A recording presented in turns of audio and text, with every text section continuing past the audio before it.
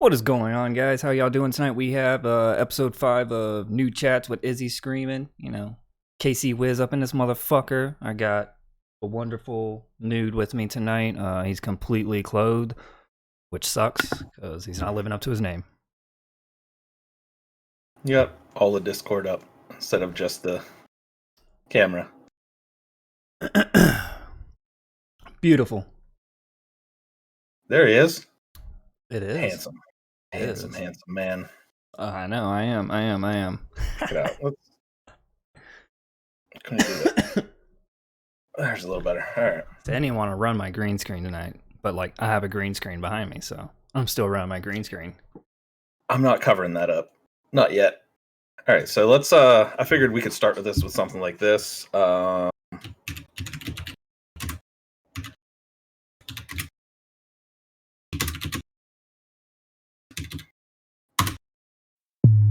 Oh, yeah, it's too bad I don't have the what's it called? The alert box. Oh man, Oh, wasted. fuck me, Daddy. Wasted. Exactly. Like our lives. Welcome to episode 6 in 44 months of awesomeness. Is it 6? Or is it 5? I don't know. I've lost count. I don't care. Well I'll fix it on YouTube. You said 5. I thought I read 6. Okay, so listen. I am what I like to call not smart. Doesn't matter, you know. 5 and Episode 6. 6. If you're 555, well, if I'm 555, you're 666. So there we go. We just solved the dilemma. I mean, so, we get I can tell you 44 exactly. months of subbage, followed by episode 5 and episode 6. So you get 2 episodes for the price of 1. yeah, and All right. and the second episode is completely on Pornhub.com/Izzy fucks Knewd Knewd fucks Izzy. Subs are $5. That's still part of the URL, by the way. Subs are $5. $10 gets you extra. .gov. I mean, it's Valentine's Day. We got to give them something, right? We got to show them some love, since they're beating their meat alone today. Listen, I'm about to reveal something personal.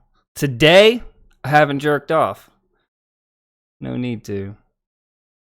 Hold on, I'm thinking. No, I didn't today. What's today? Sunday? No, Yeah. I never. What is the day of rest on Sunday? No, it's not day of the rest for me, but today is all about God's work. It's all about God's work. He's got big hands. Yeah, he does. Oh, jeez, Real that's big terrible. hands. Eh. My mom jumps in here and hears me talking like that. She'll disown me. And I like my mom a lot, so I should probably chill out. Too funny. That's too funny. So, what games you been playing here lately? What you been getting into? So what? Today was the first day I've actually played something since last weekend, just because work fucking sucks. But still been playing a little Division. Picked up Ring of Elysium again. Just been playing that. Another battle royale, but it's different. It's fun. And tonight I started playing Final Fantasy 14 again, just because a buddy of mine is. And I'm like, why not? And it's in the grand scheme of MMOs right now, it's probably the best one. I just don't have much of a community on it right now because I didn't get too involved. I played it a ton, but I didn't get involved with like people. Right. I think that's part of the reason I haven't even picked up WoW is because it's no one really to play with but you, and that's like twice a night out of the week maybe, and I don't feel like playing Warcraft that little. And I did pick up the other day. I picked up Valheim, which is like it's pretty good. It's like 7 days meets Vikings. But instead of zombies, it's like I don't know, other shit. They're bloodmen. We get attacked by bloodthirsty Normans. I don't know if there's like hordes of enemies that come at you, but there's like bosses that you can fight around the map and stuff. So I don't know. It seems like a pretty decent little survival builder. Looks interesting. It was $20, so it's not expensive or anything. So I've seen a lot of the talk about how you can build your own house and how people are spending a lot of time in the game doing that. How it's that engrossing and deep, building your home in it. And it like I feel like it's not gonna be 10 hours of chopping down trees to build like half a house. Like I built like a 4x4 size house with maybe 10 minutes of chopping down shit. So like it doesn't seem super grindy like Ark. Because It's funny because on 7 Days to Die, we always turn up how much resources we get and how fast we can knock it down. And even then, we still have a shitload of resources and build some extravagant shit. Yeah, that's another reason why I really like that game, because most of 7 Days to Die fell on either like planning out like how your base is going to survive the hordes, or fighting the hordes themselves. Like it was focused on that and not focused on just grinding resources. Yeah, fuck that. The whole point is about fighting the hordes and building, so making a game proactive in that regard is always fun. Yeah, I've been playing some Division 2. Like I hit level 30 and I have the capital unlocked to do to go into the world tier, but like I want to get all my shade tech and do all the side missions, get all my blueprints locked. That way I have all that shit unlocked for when I start the world tiers, because it's nice not to have to go back and play all that shit when it's really fucking hard when you go into the first world tier and don't have shit of gear. Yeah, I haven't played enough. I think I'm still like level 8 or 9, but I guess if we get on tonight, I'll grind through some shit. I'm gonna be on tonight, like in a few hours, like 2 or 3 hours, if that's where you're at and we're grouped up, you'll probably hit 12 to 15 more than likely, if I had to guess. Yeah, I figured when we finish up with this, I'll hop on with you. So and there's a couple people that want to play, so we'll see how that goes. Other than the Division, though, I really ain't been playing too much else. Ghost Recon Breakpoint, like that Ubisoft sale happened. There's a whole bunch of Ubisoft sales going on. No, Darren, we typically only play Tetris. I don't know, when we're both sitting downstairs bored, but Tetris Effect is probably one of the best games that's come out in the past 10 years. Like it took regular Tetris, still has the exact same feel to it. Like as you progress through, it gets faster and more fun. But man, the visuals and the sound, like the music, beats every other game. The music alone dominates any other game's soundtrack. I got a nice little spot in my heart for the original soundtrack, and anytime you remix those songs and fucking put them back in a newer Tetris, it's gonna be fucking amazing. Tetris Effect is pretty good. Dude, I just love, like, as you move the pieces around, you add notes to the beat. As you progress through the level, the beat adds more layers. Like it might speed up. Like it just, I don't know, man. It's one of those games where like I could just throw it on like speed level 3 on like free mode and just play it for hours, because the music is so good. It's always and nice I really want to enjoy the music in games. I think that's probably half the appeal of video games is music and playing them. Like especially racing games, you get the fucking right tune in a racing game. Same with like Tetris, you just get in that trance mode and it's over. Yeah, I really want to try it in VR, and I think that might be my next big purchase for the computer here in a few months. Is I think I might pick up an Oculus for the PC, because as long as I up my RAM, I should be just fine to run it on here. Yeah. And there's a few games I really want to play on that. I don't want to do anything crazy. Like I might pick up Half-Life Alyx just because. But Tetris is one that I really want to play. I definitely want to get a 30 series card with 4 outputs. That way I can triple monitor some race games and have a 4th screen up top above it all. Yeah. So what? I don't remember. Do you have the 2060? Yeah, 2060 KO Ultra is like one of the last 2060 cards done by EVGA. How many? Do you have just 3 outputs? Yeah. Okay, so the 2070 has 4. Yeah. And that's super appealing to me, because then because I can have my 3 monitors. And I mean, 3 monitors isn't bad when it comes down to it, but no, that's my ideal setup. I want 3. Yeah, doing 2 was working out for a while, but going to 3 and utilizing 3 has been, oh man, it's life changing. I mean, once you go multi-monitor, it's hard to go back to a singular monitor, like tabbing through shit. It's fucking lame. Yeah, I wouldn't be able to do 1 monitor. No way. Yeah, I have a Two designated isn't Discord enough. monitor. Like, I have a monitor just for Discord, and that's all it does is Discord communications. That's exact. So the way I have mine set up is like I have my main one right here, and that's obviously normal layout, like landscape layout, and that's for my games. And then my left hand one is portrait, and I have half Discord, half like Chrome is up, so I can like look stuff up. And then I want to have my third one up above here, and that'll be for like OBS and whatnot. I would like to put a third one up top for fucking chat. It would be easier to look up instead of looking left or right, because it's a big look left or right versus a flick of the eyes up and down. That's what I figured for it, because like if I throw OBS up there and has chat and everything right there, like it's just a glance rather than having to like turn, like you said. Like that's my ideal setup. And then I'm assuming that the Oculus will probably have to plug in through a video output like that. So that gives me 4 slots. Yeah, I don't know if I'm too hip with the whole VR thing personally, but there's a lot of games that like they look cool and everything, but like the whole VR feel isn't like super appealing to me yet. But there's a couple games that look real good, and like I said, Tetris Effect is one of those ones that just looks like it's going to take it to a whole new level, and I'm real curious to try it out.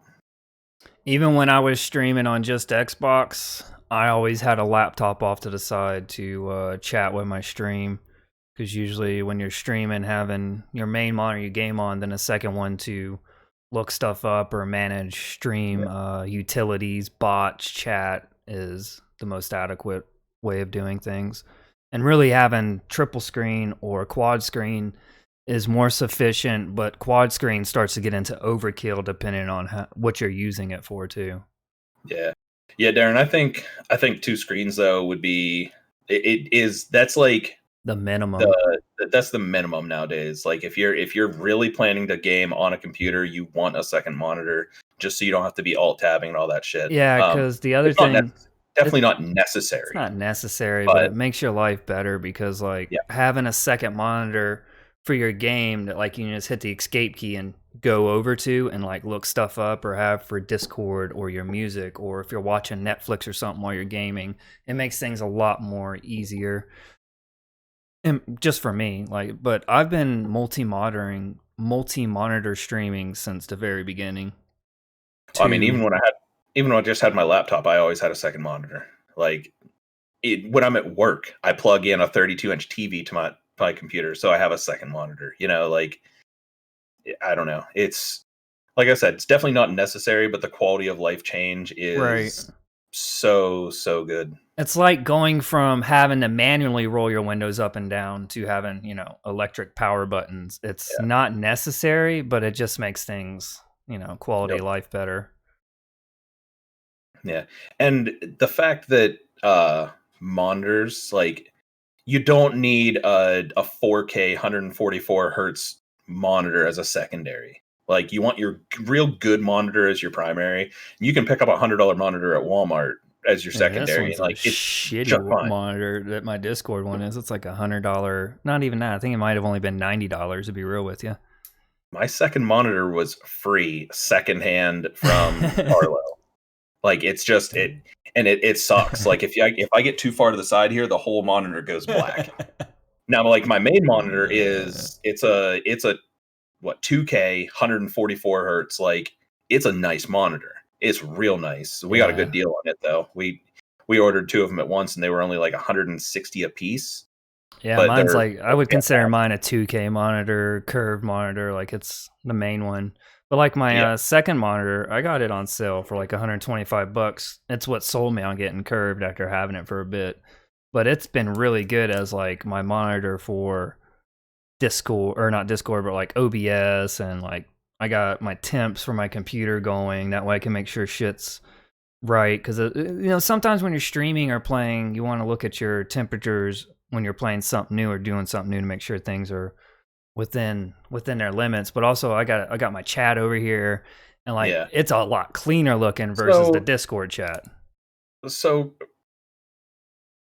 do you think that the curved monitor was a game changer for when you're doing stuff, or is it just like not that big of a deal? It's preference, like honestly. All right, so whether you get a curved monitor or a flat screen, if you paid a high dollar for it, it's gonna look good. Simple as that.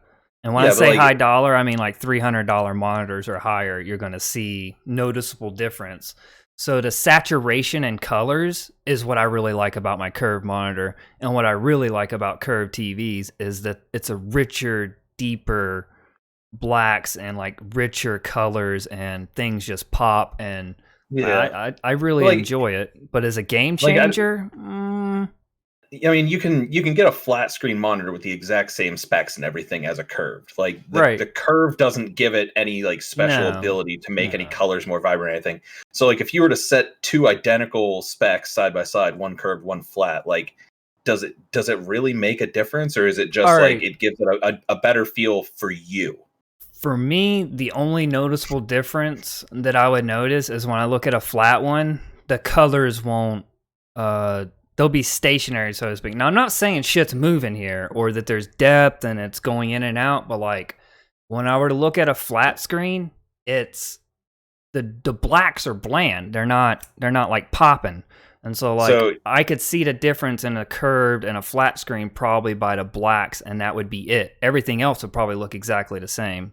So But I'm my guess is that with a flat screen, you're looking at a two-dimensional screen, right? yeah, And as you get away from your center of view, the colors and everything are gonna dissipate and right. get duller because of how our eyes work. Now with a And curve, it how brings it the into your 3D world right. and keeps them even around. I bet that's it. Well, and also with a flat screen, you have a viewing radius at which the colors start to saturate and change like you're talking Exactly. Yeah. about. Whereas with a curve monitor, you won't get that flare, that graininess, or like that white balance look to it, and it stays Yeah. even across the board.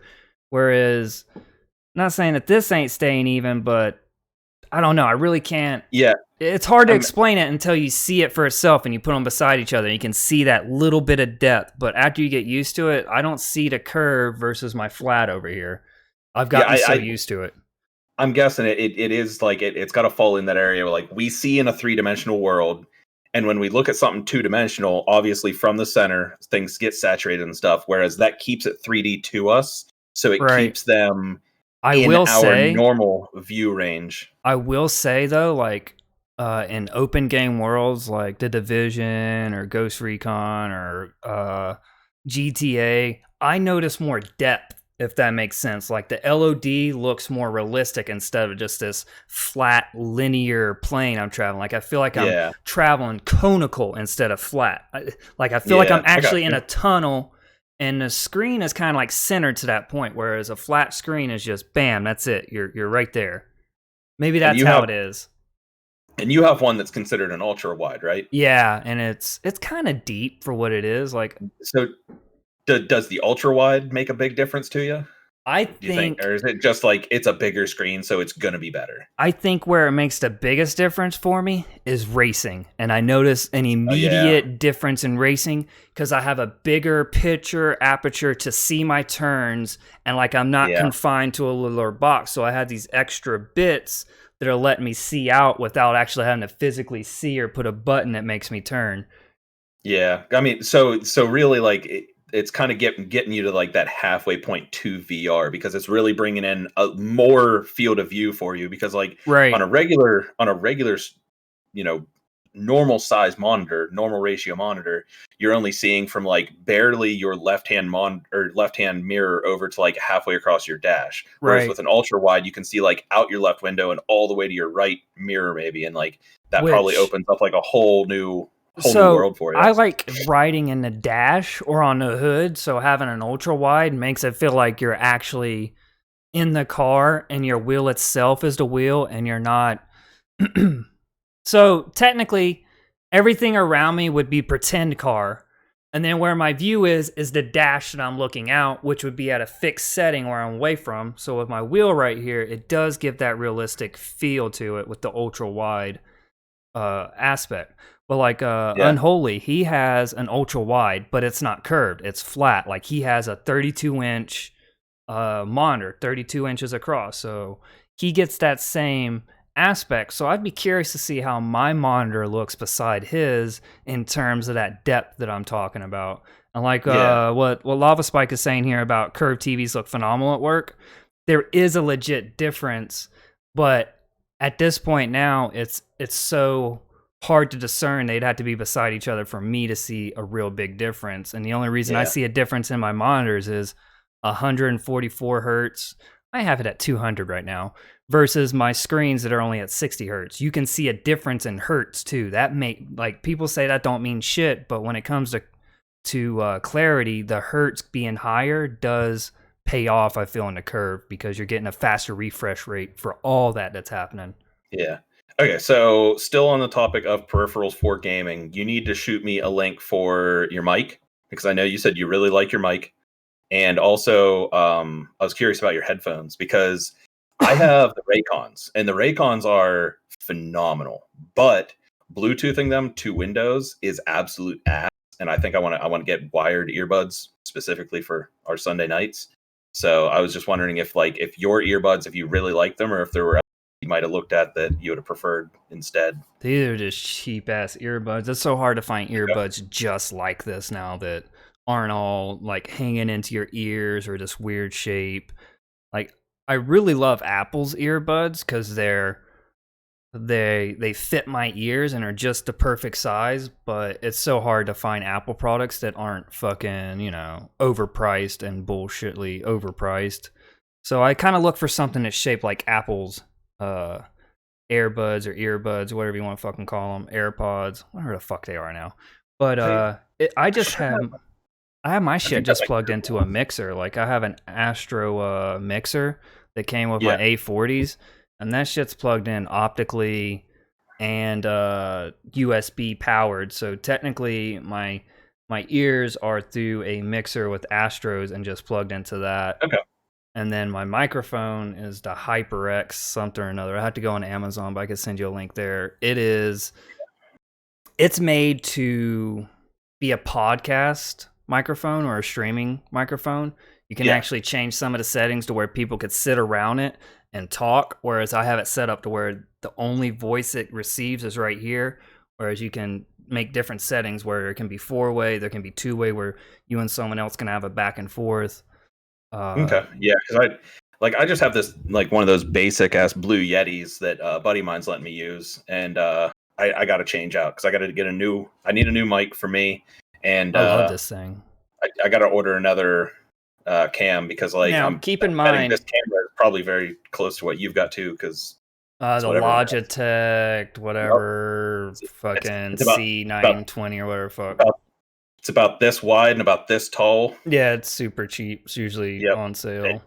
99% of people use it because they're actually good and they're small. For what they provide and what they do, they're efficient. Mine's been 2 or 3 years now. But like this right here, all of this it's not this piece right here, the spit catcher or whatever. You have to get this separately. And this I highly recommend getting.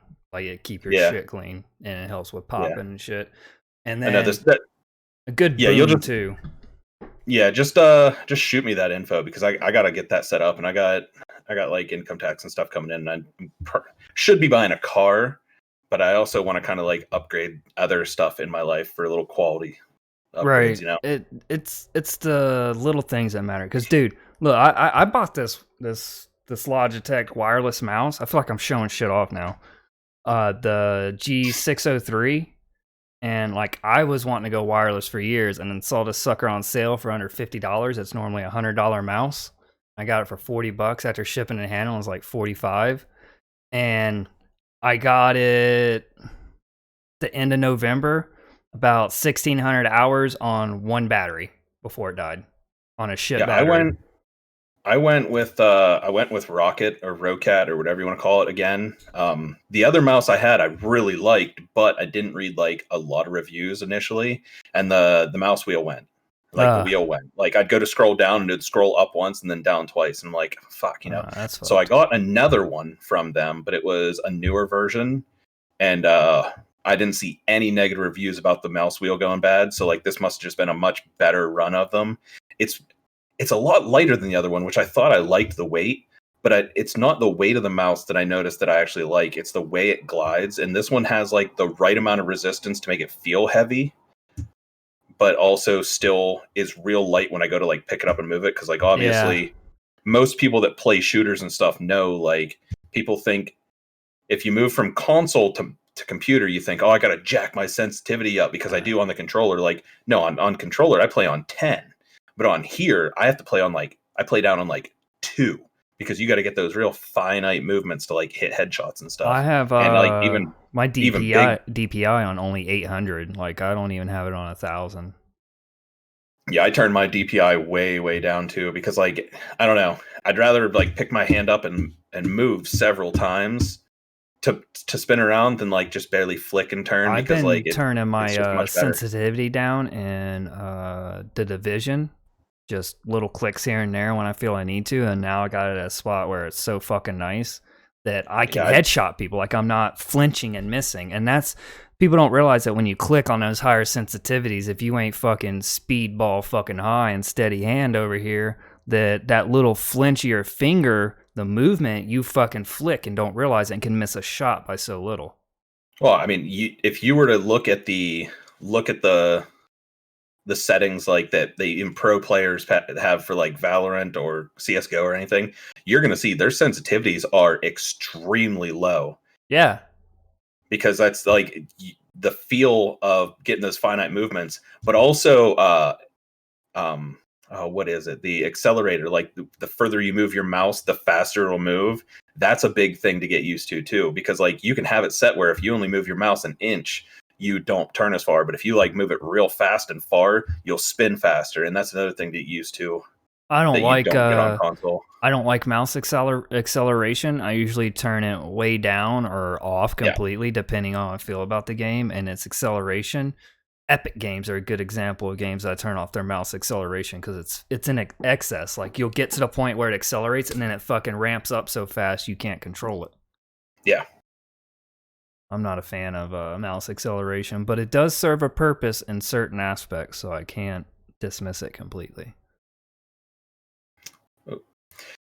Yeah, and the other reason why I stuck with the Rocket mouse again, because I have the keyboard, and the keyboard's great. Like it's got the what are they called, the brown keys, so they still have a really good mechanical feel, good click, but they're not nearly as loud as the red keys they had before.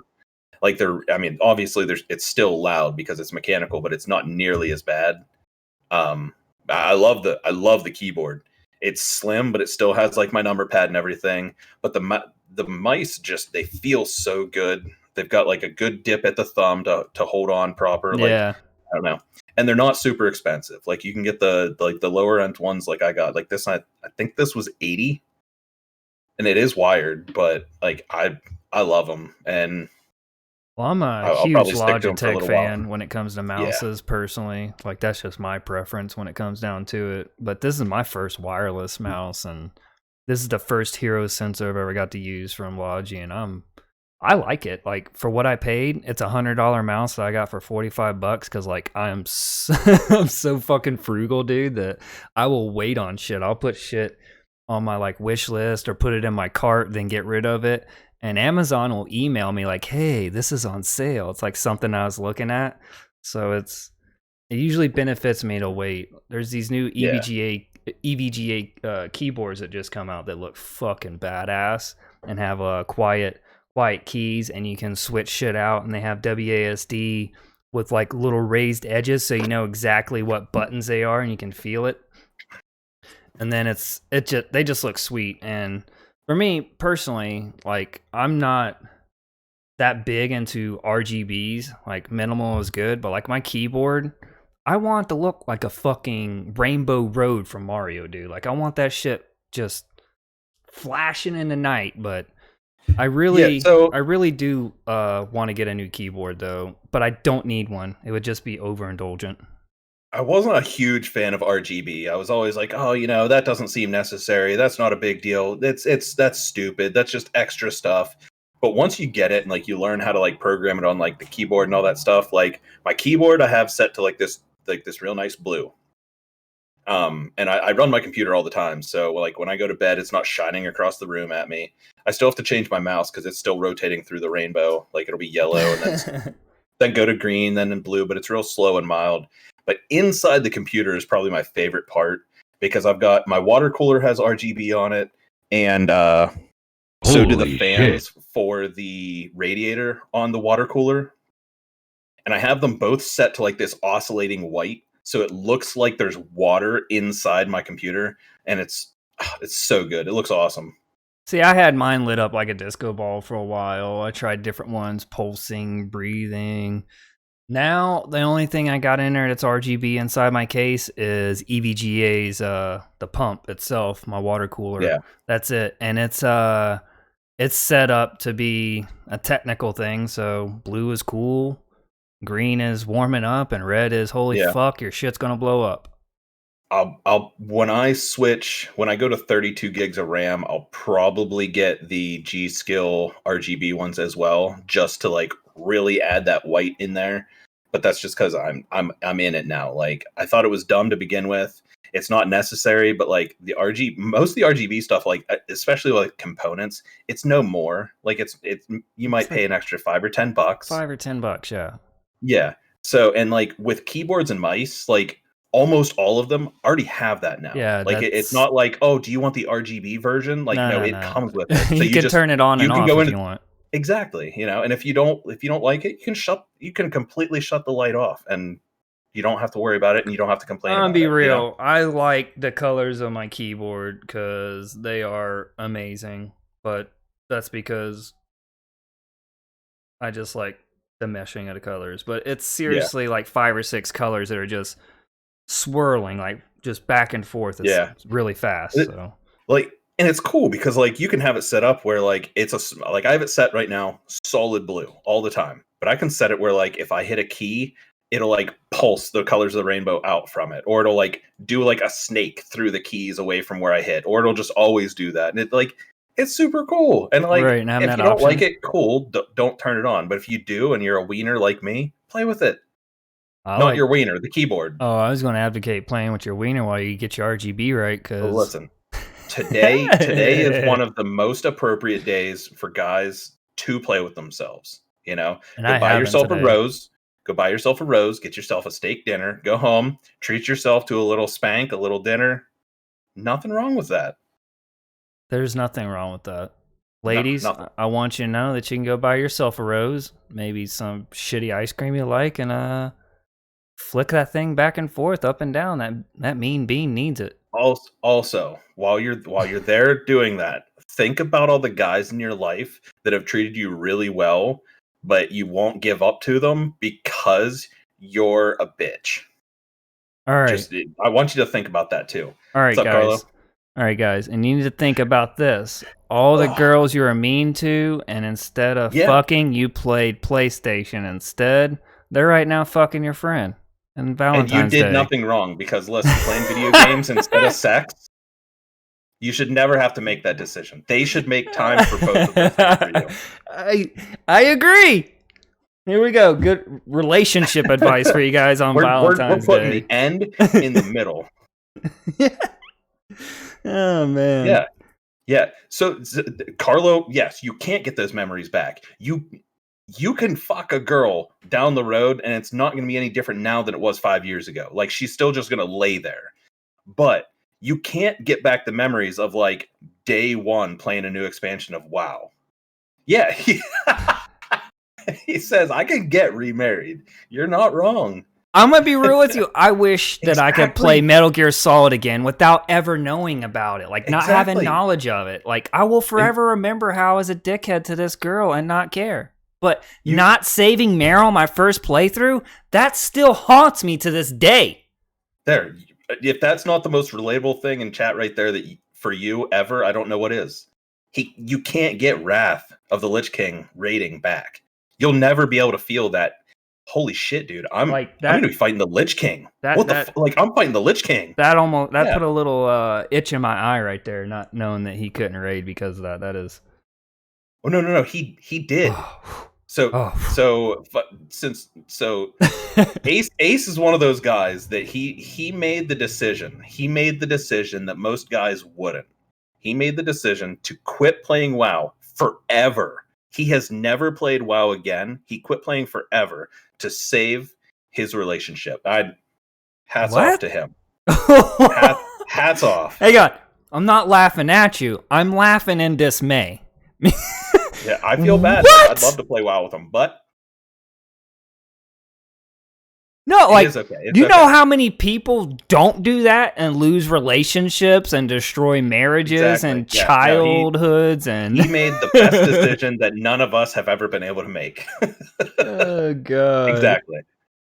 I don't think people realize how much of an accomplishment that really is, and he deserves like a presidential medal or something. But I make sure that whenever like a new expansion for WoW comes out, or like when Classic was coming out, I made it a point to like I'd be like, hey, can Carlo play WoW with me? No. Okay, all right. Because I don't push it either. His wife's scary. She'd beat me up. I'll say it right now. I love Carlo and I love Pam. They're a couple of my favorite people in this world, and I know that if I got troubles, I can go to them. But dude, she's scary. He said you guys tried to talk her into Classic, bro. Yeah, she was not having. Yeah, no. If she knows WoW enough that she was going to leave you over it, that she knows what Classic is.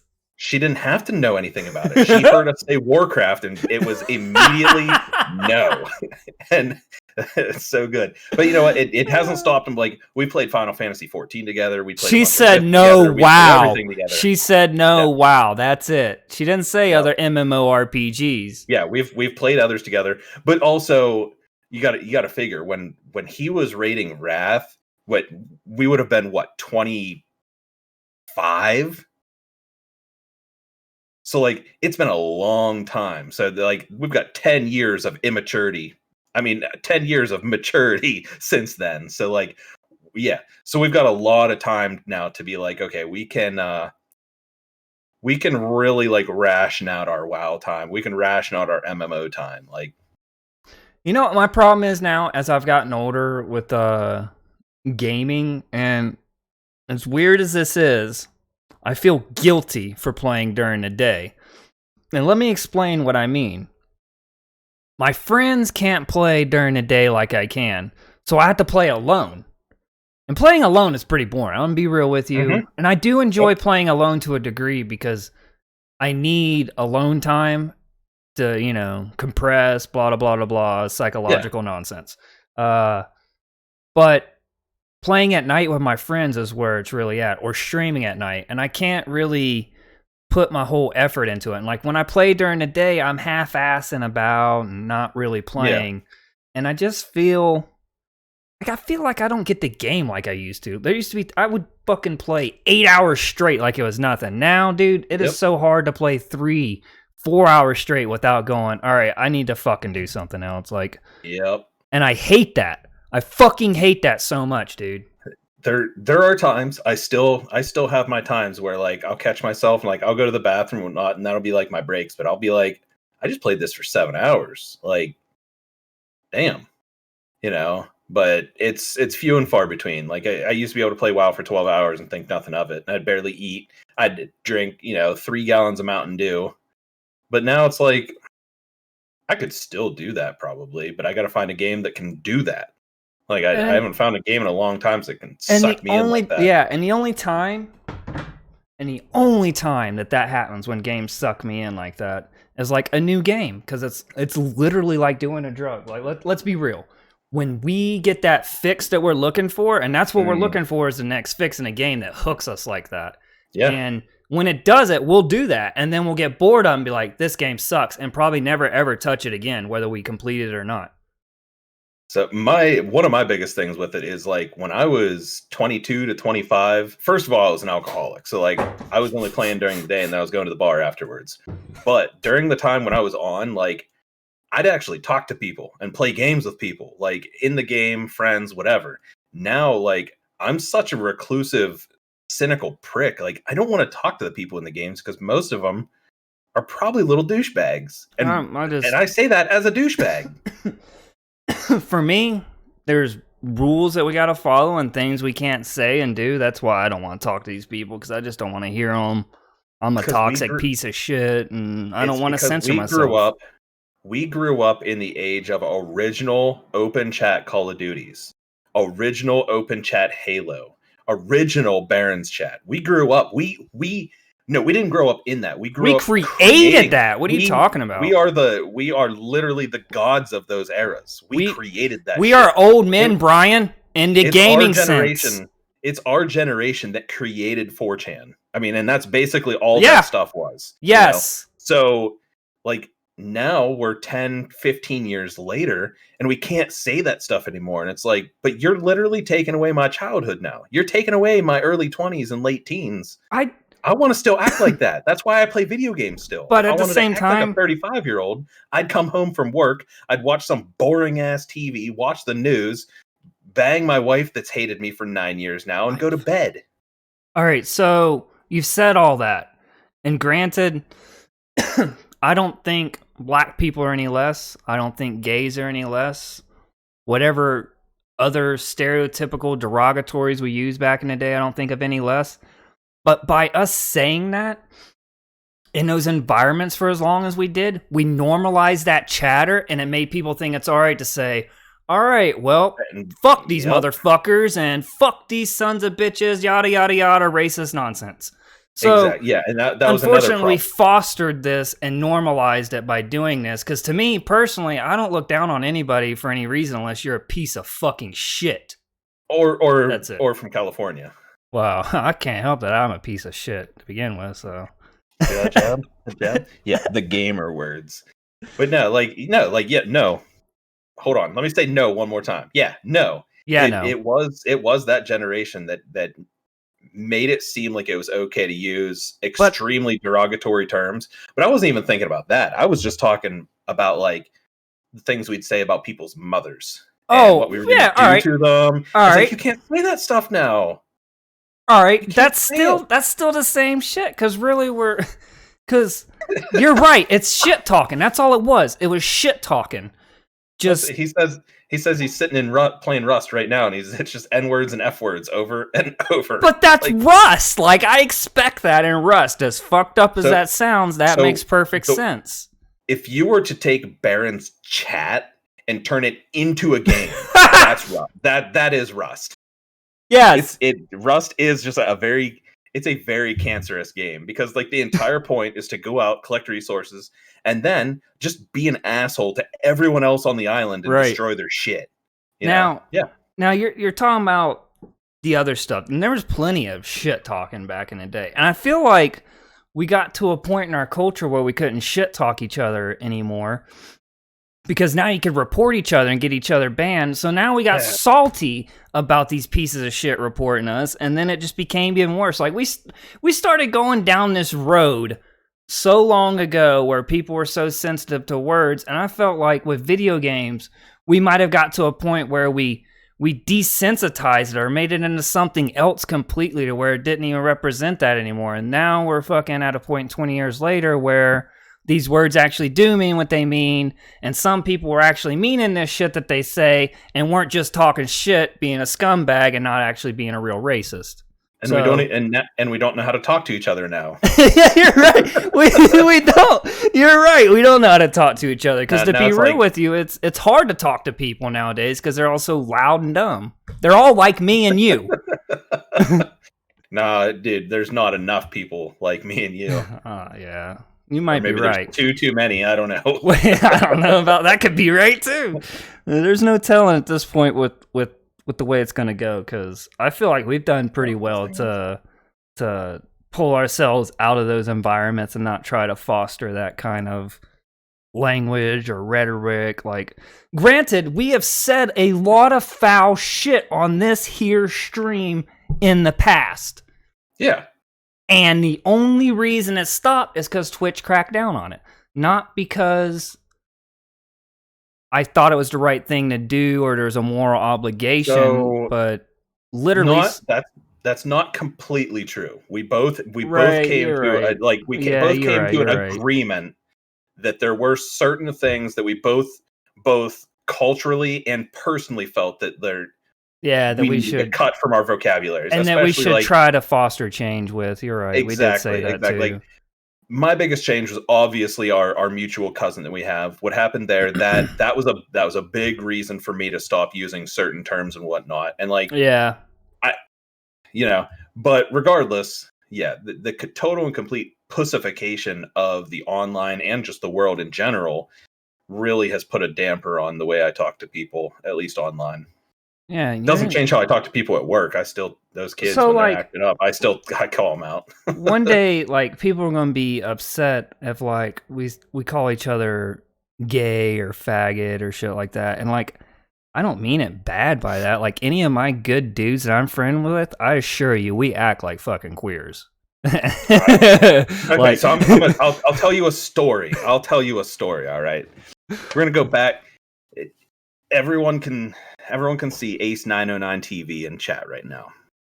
So I found out there was a tragedy in his family, and he had told me about it. And he's like, "Hey, I'm going to be back home from New Jersey, or because of this." Yeah, his grandfather had died, and he's like, "I'm going to be back home if you want to stop up." So I wanted to stop up, and talk to him and whatnot, because like it's your grandfather, like that sucks, and I get that, and like I try to be there for my friends as much as I can, So I stopped up and I was like, "Hey man, how you doing?" He's like, "Oh, I'm all right, blah, blah, blah. We're going back over here in a bit. We got to go back over for the funeral and the viewing and all that."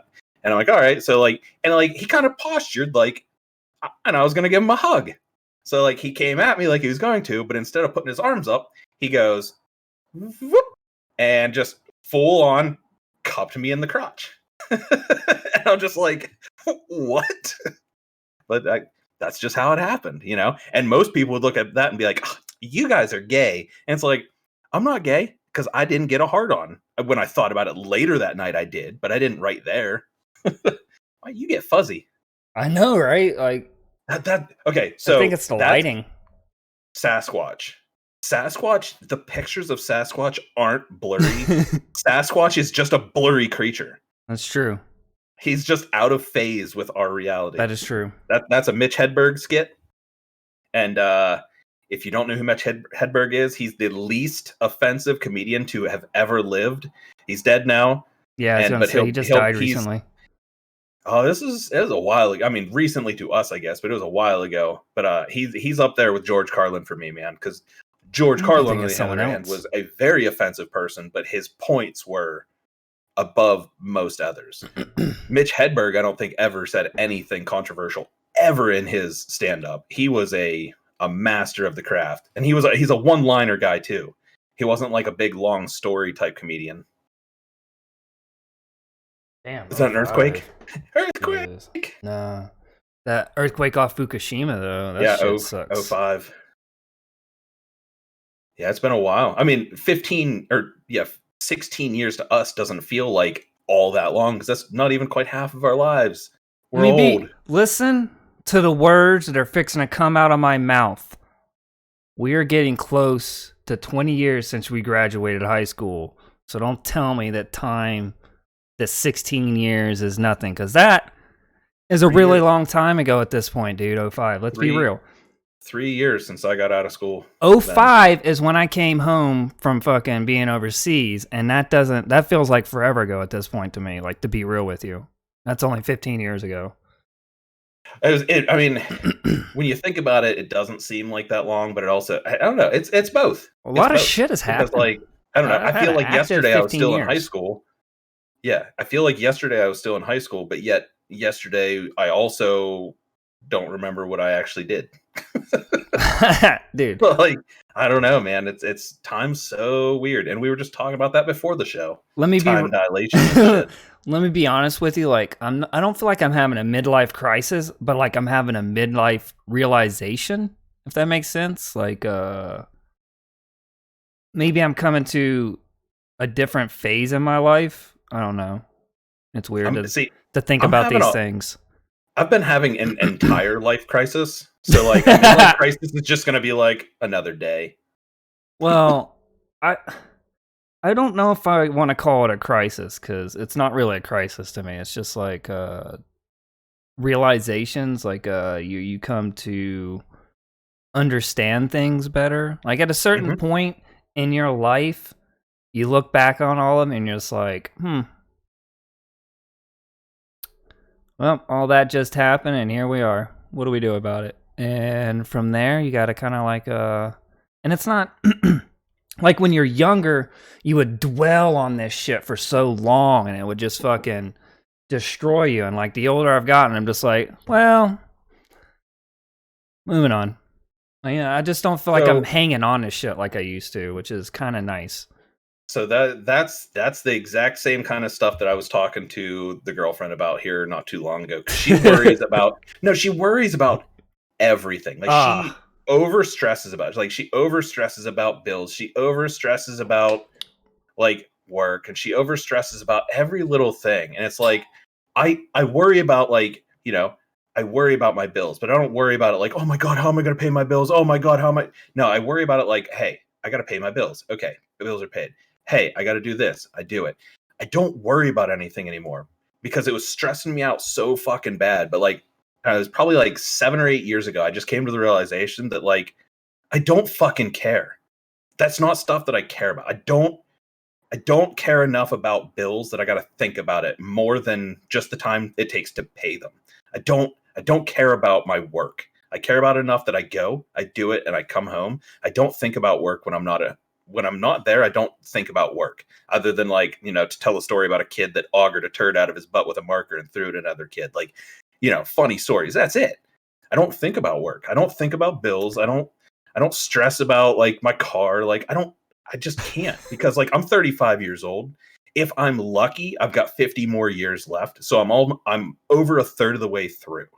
So like, I'd rather take this time thinking about the shit that actually matters to me. Thinking about my, my games I'm enjoying. Well, thinking what about matters to me right reading. now is this story about a kid.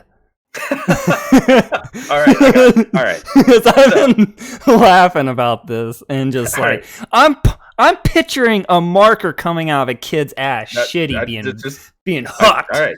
All right. So this kid, now leading up to this point, this youth wasn't a bad youth. Like he had his minor hiccups, and because anyone that doesn't know, I work in a child placement, juvenile delinquent center, essentially. So this kid, for all intents and purposes, he was a fine youth. Like he was still a shithead because he was there, but like he was fine for us. He listened to us, did what he was supposed to do. But he had these moments, maybe once a week, usually after bedtime, that he just didn't want to go to bed, didn't want to listen. So one night, one of the other kids in his room had come out and he's like, hey, so-and-so is in his bed and he keeps telling me that he's going to finger his ass tonight. And I'm like, what do you want me to do about it? Like, you want me to like go cork him so he can't get to it? Like what? And he's like, can you move me? Like, I don't want to be around that. That's gross. And I'm like, just go to your bed. I'll come in and talk to him. And I went in and I'm like, hey man, like if you're going to do stuff like that, do it in your bed. Don't be noisy. Don't do it. Like, I'm like, don't do it. But like, if you're going to, don't tell these guys you're going to do it. Like, stop. So he's like, okay, Brian, whatever, man. And so I went back out, sat down, and I had left because I was working 3 to 11 that afternoon. I left. When I came back the next day, I had heard that he had grabbed a Sharpie and was using that instead of his fingers. And that was he was enjoying himself. But apparently he also had to shit. So he started shitting and was like using it like a scoop to get it out as well. Like scooping the turds out. And he was taking them and he was throwing them out of his bedroom door into like the rec room. Like the rec room is like this real big room. And then attached to it are 7 little bedrooms. And he's like throwing the turds and they threw the shitty marker out the door. And it's like landing out in the main room. What the fuck, bro? Yeah. Weird. But I don't have good ones. Like that's gross and it's kind of funny, but it's gross. Now, when my roommate worked there, he said there was a kid there that they named Brown. because he took a brown marker and stuck it up his butt and then squatted down and wrote his name on a piece of paper with the marker sticking out of his butt. Now, why can't I get those? Like, that's a story I could tell. I'd be great. I'd feel great about that one. But man, I'm telling you, kids, dude. Yeah, I'm glad I'm on nights now because I have about an hour of interaction with those youths per week. Whereas 3 to 11, I'd have like 38 hours of interaction with them. This is also why I didn't have a kid, because there's no way. I would be beating wholesale ass when I got home if I went to grab a Sharpie and there was shit on it. Yeah. Like, I'd be like, listen, you're going to clean that up, and then afterwards, we're going to go outside, and I'm going to beat the piss out of you in the yard. What the fuck, man? Yep. That's, people think that working at a placement like that is all like just having to deal with the violent kids. It's not, man. It's the sexually deranged kids that make that place disgusting to work at. Mainly because half of them have done things to their own family, and that's what makes me sick. Anyhow, I'm getting away from that because I'm just going to get angry and it's going to change my entire mood. So let's talk about your video game license idea. No, it's not really my idea. It was Unholy brought it up to me. He's one of my buddies. It does say right there, idea is from Unholy. Okay. And it's funny because the next day I thought about it and brought it up to him. He's like, yeah, I told this to you last night while you're high as shit. I was like, really, dude? Because there's a reason that this is really stuck in my brain, because it's a great idea. And so I want to bring it up because he has a good point here. Like, you should, as far as I'm concerned, the way video games are, like, I have bought a game multiple times for multiple platforms because I went from PlayStation to Xbox to PC, and I think it'd be nice to be able to buy a game license. Now, I'm not saying for $60 because that'd be cheap, but like if I buy a game license, like for a specific game, let's just call GTA. Like GTA, good example. Like GTA 5, because it's on so many platforms.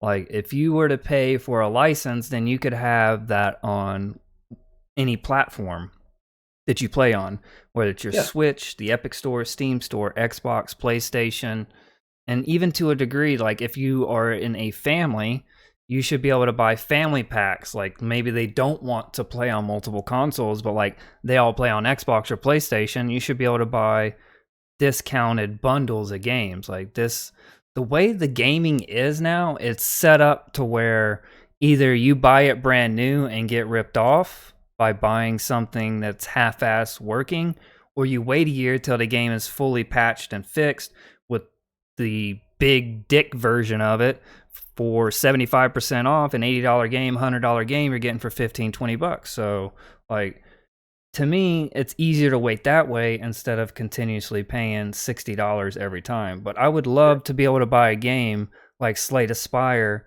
on a PC and it be on my Nintendo Switch.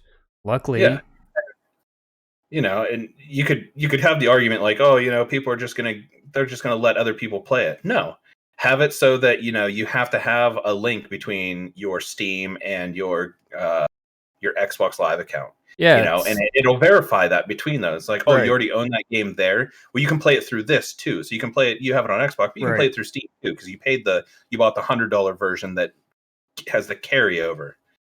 And what I think that's a great idea. What I like about that though is it's an incentive to really buy a game and really want it off the rip to an extent too. Because now maybe I don't want to play it after it's been out. Like Cyberpunk. Here's a great example. Maybe Cyberpunk right now isn't a great game on the consoles because they're waiting on the proper fix, and same for PCs. So what if your Xbox version of it gets a fix before the PC and you want to play on your Xbox first because you have a working version of it to finally play through? Like, there's so many functionalities to be able to have a game license to where you're just not stuck just having a game on PC. You could go to the Nintendo Switch, and now you're playing games with your kids at the end of the day versus sitting at your PC alone. Well, and Microsoft has kind of delved into that with like Game Pass, right? Like you can play certain games through Game Pass both on Xbox and PC. And that's a step in that direction. Correct. But I'd like to see it on, like you said, like even like the big AAA titles. Like I want to be able to play Halo on my PC, but if there's certain people that don't play on PC and they can only play on, I guess Halo's a bad example because you can cross-platform. But you know what I'm saying? Right, like, right. PUBG. PUBG is an example. You can't cross-platform between Xbox and PC. I got certain people that play only on Xbox because they don't have gaming computers. Right. So like if I could switch over there and play on there, but then still play on the same license on the computer later with other people, that'd be great. I own it on both already, but like, and see, I paid full price both times. That crossplay can be done between the multiple consoles, in my opinion, because on PC, everybody's playing with entirely different computers that are built differently, and they're still playing pretty much on an even playing field for the most part. Like there isn't one over advantageous, like it's by little bits that a $1,000 computer has over like a $300 computer. Maybe I'm using the wrong numbers, but you get what I'm saying at this point. That a more expensive computer isn't going to always let you win. Like it always still comes down to the network. But if they can network shit computers with high-end computers to play together on the same field, like how can't we have computers and Xbox and PlayStation? Like why isn't there more crossplay going on right now when everybody's owning all these products? The big argument obviously is, mouse and keyboard versus controller. Well, I got a fix for you. Allow the usage of both on both. It would help. Let me use a controller on my computer. Let me use a mouse and keyboard on my Xbox. Like, what's the big deal? One of the things we've got games on the consoles already that allow mouse and keyboard, allow full access mouse and keyboard to Xbox. And as you're talking about Halo being crossplay, you can turn crossplay off and just play against PC folks. You can turn crossplay off and play just against Xbox folks. You can set it up to where you just play against controller folks, where you just play against keyboard folks, or like we do, we play against everybody, no matter what you're on. No matter what console, like we just go play Halo and fucking hopefully beat your asses. Maybe. So possibly. The big thing is that people are there's always some sort of argument like, the people on controller have auto aim. Well, don't give them auto aim. As much as it might help them, it also makes it bad for mouse and keyboard. But then people are like, mouse and keyboard's so much more accurate. Then shut it off. Don't fucking play with them. Or if you really have to complain about getting your ass beat by certain groups of people, don't play the game, because if you're going to just get your ass beat by certain groups, you suck. I play these games. I play Halo Online, and that one night we started off, we lost like 4 matches in a row. We got our asses handed to us. Oh, yeah. We owned the rest of the night. And then we fucking destroyed people in a couple matches. Like there's matches where I was at the tail end and a few where I was at the top. There's nights on PUBG where we'll get 4 wins out of 15 matches, and it's like a good night. And that's there's nights where we'll play 15 matches and never get in the top 10. And that's the hard thing about people for video games too, is like it's all instant gratification, and like playing games and not winning tends to be disheartening because we take losing so badly. Like we're so competitive now in the games we play, whereas like Halo, whenever we play on that, all right, we might not be playing a competitive playlist, god damn it, but we want to win. Like we're getting hype, we're getting angry, like we're fucking shouting commands out where people are. Like we might not be in some MLG fucking tournament, but god damn it, we'll make it feel like one, because like we're just hyper competitive as gamers when it comes down to it. Yeah, I'm fixing a wire, so just ignore me.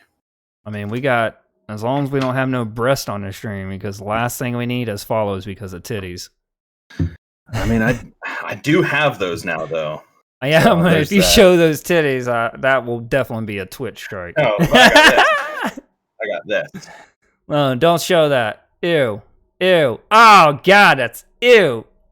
His milkshake brings all the boys to the yard. I got a pretty good sized yard, so it's fine.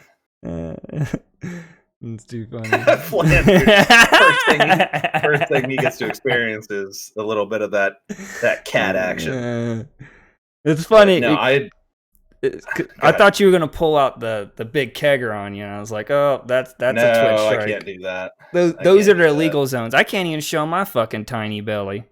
You know how many people are gonna unfollow after that? You know how many people are gonna refollow after I send them a message and call them pussies because they're shaming a man's body?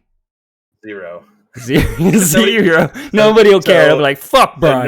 Nobody cares about that double standard, you know. You know what double standard nobody cares about? Like we talk about the obesity problem in America, but we never talk about how people like me are underweight for a majority of their life. You realize how underweight I am? I used to be. I know. I get it, man. It's a problem too that we don't talk about. So the double standard that pisses me off the absolute most are the people who freak out about body shaming women, but yet they're the same ones that are posting like on Facebook and Instagram pictures of guys that are just fucking like cut and you're like, oh my god, I'm just gushing. And it's like, you want to, that's literally just body shaming us. I'm not in shape. I got a fucking gut. I weigh 50 pounds more now than I did 4 years ago when I started at Pathways. I'm fat. I'm fat now compared to what I was then. And it's like, you want to talk about body shaming? That is body shaming without just coming out and being like, I don't like fat guys, you know? Round is a shape, correct. Darren, I don't know anything about the obesity problem. No. So here's the difference, Darren. You only know about, you do know about that, but you're one of the few people that actually looked at it, said, hey, you know what? I'm fucking sick of this, and you've been busting your ass to change things. I'm not. I don't do anything. I need to. I should. I don't like being at 30% body fat and being 35 pounds overweight, but I'm too much of a lazy fucking cunt to actually do anything about it. But no, Darren, I'll give Darren mad props because, like, he's done a shit ton, lost a bunch of weight, and has been looking much, I won't say much better, but you do look good, Darren. You've always looked fine. Hitting on this man on my stream. They're gonna get married after this.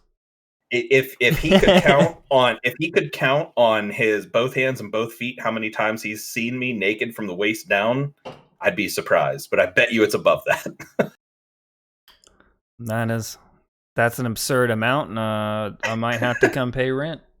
Listen, we have the most ridiculously homoerotic fun at this house when we've got like multiple people here. It's fun, it's funny, and I don't care. Look, we're the generation of gay jokes being funny, so yep. Let's be real. Yep. That's why we say the things and do the things we do, because of the jokes we grew up with on television and movies. Because as far as I'm concerned, you know, dicks are funny.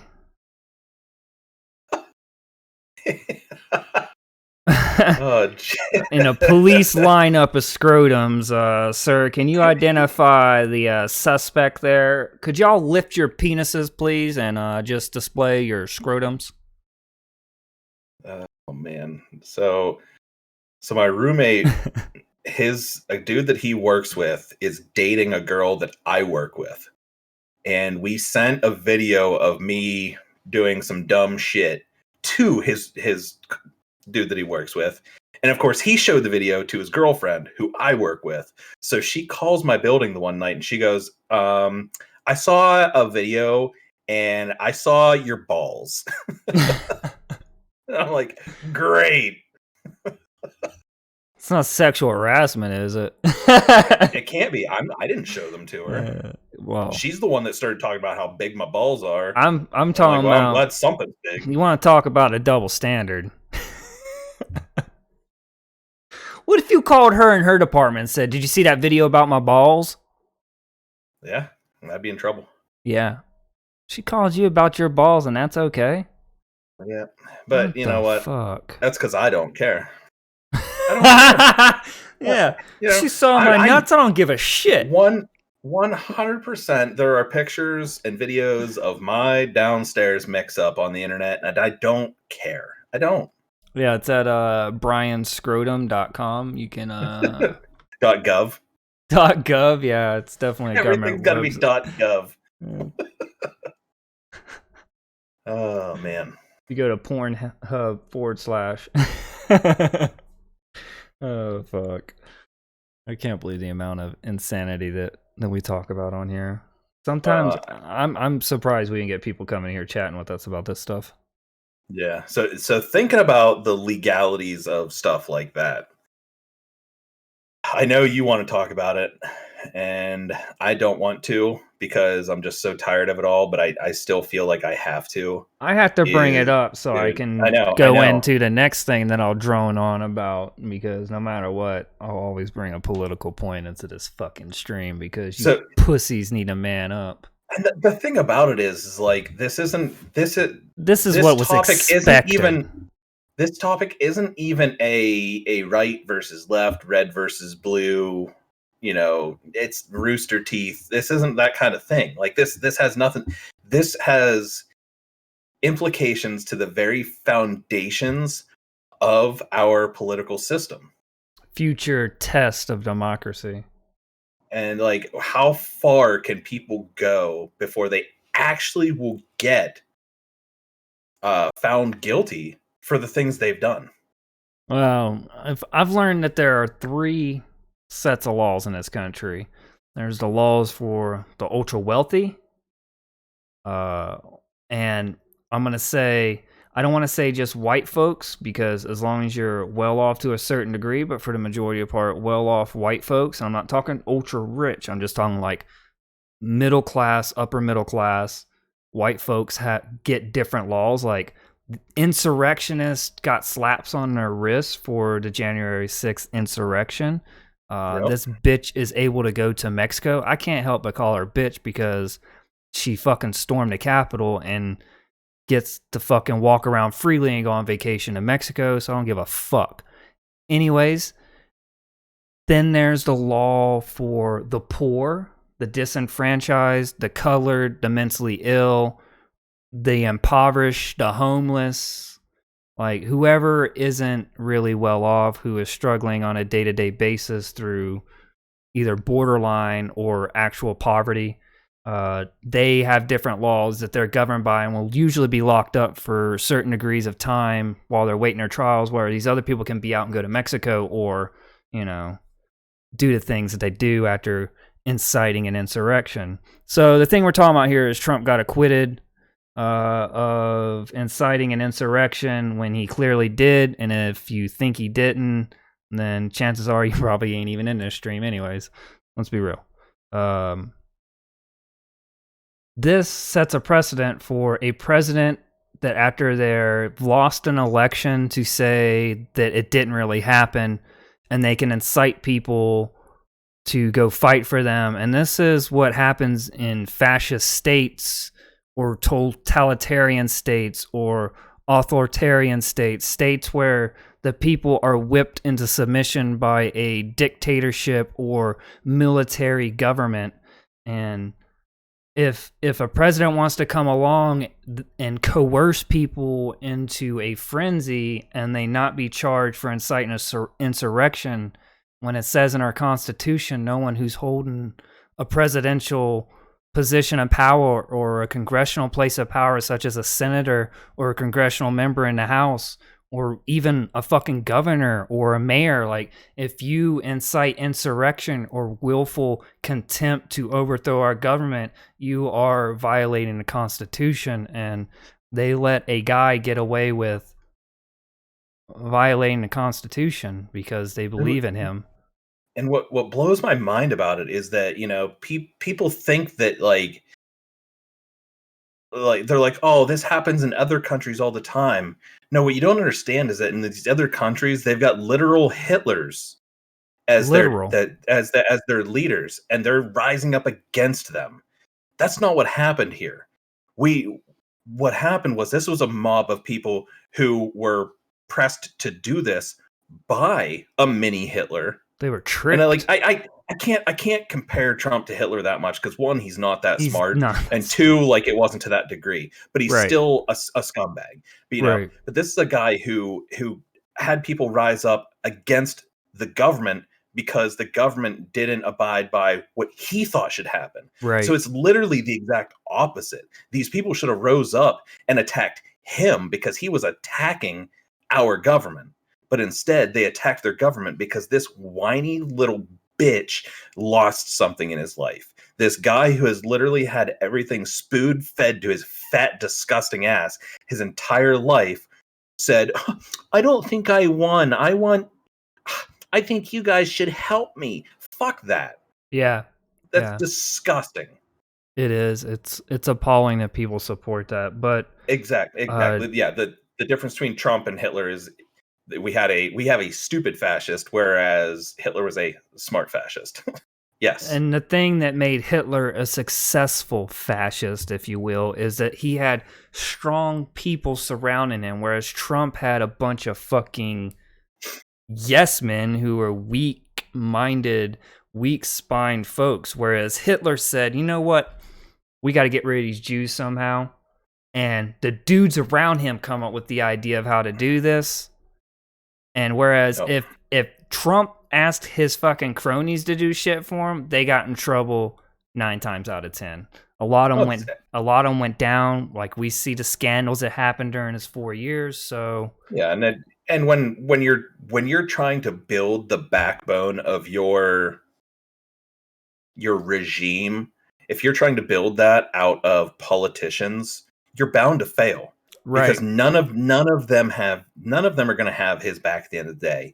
If they're pinned against a wall with a gun to their fucking head, they're looking out for them. Whereas Hitler's boys, if they got a gun to their head, they're going to say, fuck you, Hitler rules. They're going to be the ones with the gun to your head saying, fuck you, Hitler rules. Boom, well, motherfucker. Exactly. You know, that's the big difference. All right, you know? so... But like you said, it's the first time he's been told, like, literally been told no, and he just couldn't take it because, you know, that's not how daddy raised him. He's one of the highest forms of narcissism that you can have because he has money and he has power because of that money, and now he's had presidential power. And when you're a narcissist to his degree and you have that power and you're told no or that something can't go your way, it's impossible for their mind to comprehend that. It's beyond anything that they can comprehend because they truly are so self-absorbed in their delusion of what they are. And he has the power, he has the money, and he thinks he's all these great things when in reality he isn't. He just has a bunch of people around him that reinforces his belief system. And that's what it is. Narcissism is a belief system in yourself. It's a delusion if it's too high. Like, I know I have a form of narcissism in myself that tends to be destructive, but like if I were to have power or money, there's no telling what my narcissism could manipulate into, because the way he is because of how he was brought up. He was never told no. His daddy put him first. Like, if you watch any documentaries, he was coddled. He was sent to the best schools. He was paid for top academics. And there is nothing at all that I find respectable about this guy. He's the living embodiment of what every person is going to end up looking like if they are always just given participation trophies. Yeah. And our like, generation want to make is it seem like, oh, millennials are only like that because they just always got their participation trophies. It's like, yeah, and whose fault is that? And the millennials were raised by you fucking boomers. Yeah, exactly. And you're the ones that said those are the people that said, well, you don't want to grow up flipping burgers, do you? Well, now you won't pay me to flip burgers. Not necessarily, no. Like, that doesn't sound like the ideal job. But what if you get that job as a part-time thing to make your way through college, and you realize, hey, I'm really good at this job. I made it to assistant manager. I'm not out of college yet. I'm making pretty good money. Oh, now I'm the manager of the whole place. I'm making enough. I'm making the same amount as what I would after college. Oh, hey, now I'm a general manager. I'm making $75,000 Yeah, a year. and if you Like, progress that far, they're sending you to school to be a manager on top of You know, that. Like, usually like- if you become a district manager to a GM, most of them companies are paying for that shit because they want you to stick around because you've proven that you're a company man. you know, there's no job. There is no job out there that is a job that anyone should look down on. There's jobs that I look down on as the position itself. Like, I'll never cook again. I can't Yeah, fucking no stand doubt. that. It's the worst goddamn job I've ever had. Yeah. But the people who do it, I don't look at them and go, "Haha, you're a cook. You suck. You're not as good as me." No. I look up to them because that's a job that I can't fucking do because I hate it. You know how you know? much respect I have for in the last year for the grocery workers and what they do. Like, they've stocked our shelves, they've dealt with the crazy, they're not. I don't want to call them heroes because it just fucking devalues the word for what it is. But like, they're an inspiration, if you will. Like, when it comes to jobs that you're literally fucking bottom of the fucking rung paid, and they're busting their ass to make sure that we have the food, that the shelves are stocked, that the stores are cleaned and wiped down, that the carts are clean. Like, they're doing a lot of shit for very little. And you know what? Stop making t-shirts, stop putting posts on Facebook, and stop putting your fucking Sharpie cardboard signs on the side of the road saying, "Oh, thanks, heroes," and pay these fucking people a living wage. Which would pay be them. Which would be $22, $23 depending on the state you're in. You know, something. Fucking pay these people, you know? Dude, the minimum wage hasn't went up in over 10 years. It's been at $7.25 for over a decade. More than 10, because it changed to $7.25 when I was working at Eaton Park, and I was 20. Yeah, it's been 15, 16 years. It's been a long time, dude. It's been over 10 years. And I think it started raising 15 years ago, and 12 or 13 is when it got up to $7.25. And you know, I am jealous. I'm jealous of everyone out there that has gotten a little extra, even anything, because they've 3 paychecks in total since all this has started. We've had 3 paychecks where they've offered us an extra $100, and you can't call off in those 2 weeks during that pay time, or else you lose that $100 hazard pay, where it's really just an incentive to not call off. 3 times. So we've had 3 opportunities to make $100 extra, so $300 total this entire over a year now that this has been going on. You know, and like you said, Darren, like, you get a pizza in the break room. Well, if they bought pizza for everyone in the whole store, they probably paid about $300. That's more than I've made off of all this, and I've been working the entire time through it, and I'm dealing with, you know, at-risk youths who are probably bringing this shit into my work, getting me sick. And I'm not saying I'm some special fucking case, but you know what? Fucking pay the people that work throughout this. I did not receive one single day off through this entire pandemic, and I won't. I won't get one off unless I get sick with COVID. I won't see a day off from this. Yeah. I won't see extra pay. I haven't gotten extra hourly pay. I've gotten nothing. And I'm just an example of the literal hundreds of millions of people that have seen no fucking extra out of this, even though they're out risking their life, literally risking their life. Some people already risking their life, judging by the line of their work, and getting fucking nothing from it. Whereas, like, you look at really nice country, look at the good companies across the US though. Sheets, as soon as this stuff started, $3 an hour extra. Boom. Here's $3 extra. We know you guys are in the thick of this bullshit. You're dealing with the public. Here's another $3 an hour. Boom. What's crazy is the $15 an hour thing is, I mean, it'd be nice, but say they approve it like right now and they say, boom, $15 an hour. It ain't going to go in effect until probably next year. And then it's going to go up in increments. So if it's at $7.25, then it'll probably go up to $8.50, and then $9.75, then $10.50, and like, it'll go up so slowly that it won't fucking matter. And a lot of states have already entered into like an agreement outside of the federal government. The states got together and were like, "Hey, let's do this." Pennsylvania is due to go up to at least 12 an hour by, I think, next year. I think minimum in Pennsylvania is going to be 12 an hour at the beginning of next year. That's awesome. New York the city of New York immediately, as soon as they agreed to it, 15 an hour inside the city limits of New York City, 15 an hour minimum. My state went 15 after multiple cities in California went to $15 an hour. And so after that happened, my union sent us a thing and asked us, do you want to vote on this? And it was this measure that would help us get to $15 an hour before the state, that they were going to go to our state representatives to represent us and yada, yada, yada. So like I'm making $15 before it actually goes up in the state because my union is the shit. I'll just put it that way. So like right now I'm making $14.50 an hour, which it's okay here in California, but like no matter what, for the last 3 years, my pay has went up every year. And no matter what, when I go grocery shopping, I see the increases all the time. Milk, bread, butter, eggs, and like every year these items go up a nickel, 10 cents, a quarter.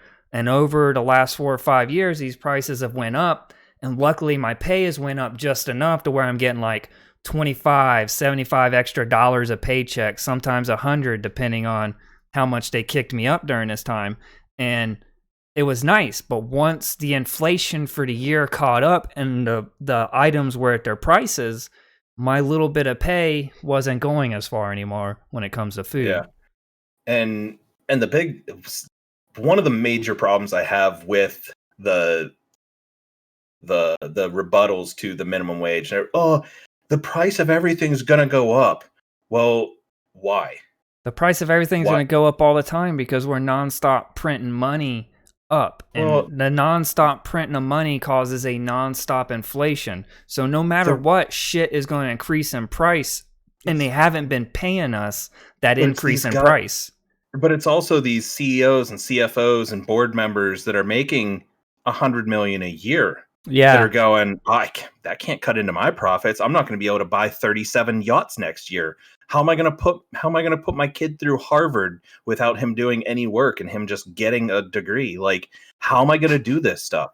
Instead of people focusing so hard on fighting against people being able to pay for their fucking livelihood, how about we put a maximum on these scumbags who are hoarding billions, hundreds of billions, trillions of dollars throughout all of them.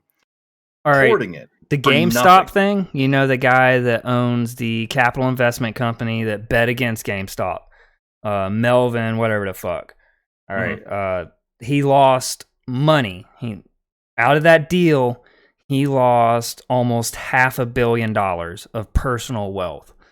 Care to guess how much money, even with that hit, that he took home as a hedge fund manager for 2020? Care to take a guess?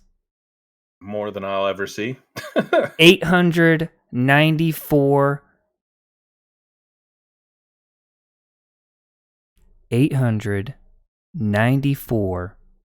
You ready for this? I'm not going to say million. Billion. This dude almost made 894 million. This dude almost made $1 billion after losing his money. The top hedge fund manager last year made $3 billion. How the fuck can one person make $3 billion betting against a market and causing market failures and not be a market manipulator? And that's okay. And what blows my mind about that is during a pandemic, he made $3 billion. Not only are they betting against the market, but they're betting against the market with stuff that they don't even own. With other people's money and collateral that they're betting with. They're doing this with other people's stocks. All right, so... like, how does that even... like, that's why our entire system is fucking broken. Broken. All right, so the credit system was created in the 80s. Credit is still pretty new, and it's used to control our lives. And for the last 10 years... our credit scores have gotten worse. We've accrued more debt, and less people can get loans for things they need, such as a home or a car or even a school loan. And people are being shackled with school debt loans on top of that. So we're getting to a point where the poor are being stuck with debts they'll never pay for, and the rich are able to manipulate the market and saturate their own pockets with And the loss as gain. And people could ask, well, why would they want to keep poor people poor? Wouldn't that just hurt the market? No, because they need poor people to work the jobs that seem like they're good. Oh, that job pays $10 an hour. That's got to be a good job. That's not a good fucking paying job. Hey, when I was in 30 an South hour. Carolina, That's a good paying job. and I was making $10 an hour, dude, that was a good paying job because everywhere is paying fucking $7.25 or lower, Yeah. whatever the fucking minimum wage was at the time. You know, when minimum jumped to $7.25 and you were making 10 or 12 an hour, that seemed great. Big dick money, baby. Now you're making it. I make between $10 and $12 an hour, and I can't afford to go buy a new car. That ain't shit. And you know, I got the $600 COVID money. You know what I did with it? Paid bills and bought groceries. You know what I'm going to do with my income tax? Pay bills and get groceries. You know what I'm going to do with the other $1,400 that I get from the COVID money? Pay bills, get groceries. Sounds about right. I'd love to be able to take that $2,000 or that $2,500 added together and go buy a car, but I can't. It's just mind blowing to me that if you don't manipulate the system somehow or come into money from somebody or something, that you're on the struggle bus, and there's a lot of people that are definitely feeling that struggle this year or during 2020, and I'm sure it's continuing into 2021. And our country is trillions, tens of trillions of dollars in debt, and they've got the audacity to give me a credit score, tell me I can't go get a loan. Fuck you. So this year, if you make under $75,000, you take on paying more in taxes, and if you make over $250,000 a year, you'll get a tax break. That's Trump's tax break that he put in a couple years back. Mm-hmm. Anyone can be a billionaire. Yeah, anyone can be in debt.